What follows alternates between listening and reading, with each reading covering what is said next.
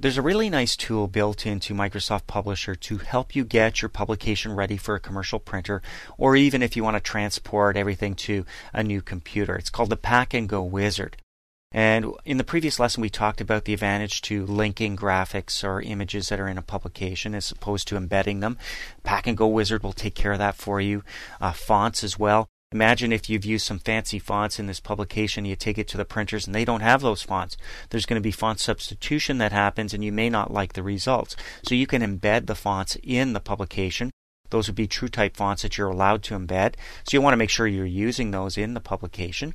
The other thing that it'll do is it'll take all of that stuff and compress it into one nice small zip file so it's easy for you to transport to another computer or to commercial printers.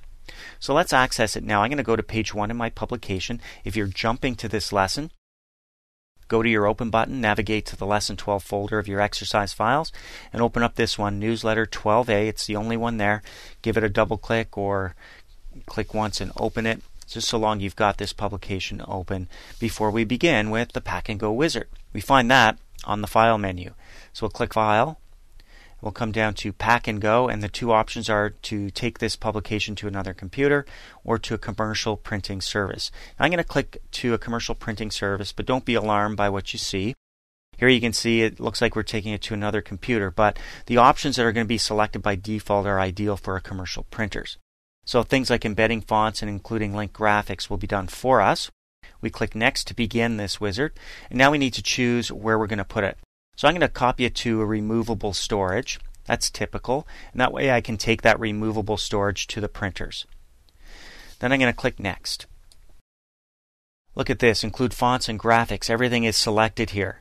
So embed TrueType fonts. The fonts that are TrueType fonts will be embedded in this document, which means that even if they don't have them at the other end, it's going to print the way I want it to print. Include linked graphics and create links for graphics that are already in here and embed it. That's excellent. And not only does it create the links, but it stores them and organizes them so you don't have to worry about doing that. I click Next. And when I click Finish, the wizard will compress this publication into a file, a zip file, named newsletter12a.zip. It's going to be on my removable drive. TrueType fonts will be embedded, link graphics and links will be created. I'm ready to click Finish. So off it goes. That was pretty quick. My publication is packed. The wizard copied my packed file into the directory I selected, my removable disk. And if I want to make changes to the publication, I use the Pack and Go Wizard again. Do I want to print a composite proof? Well, this is checked off by default if I want it.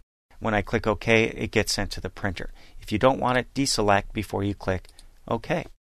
And that's the Pack and Go Wizard.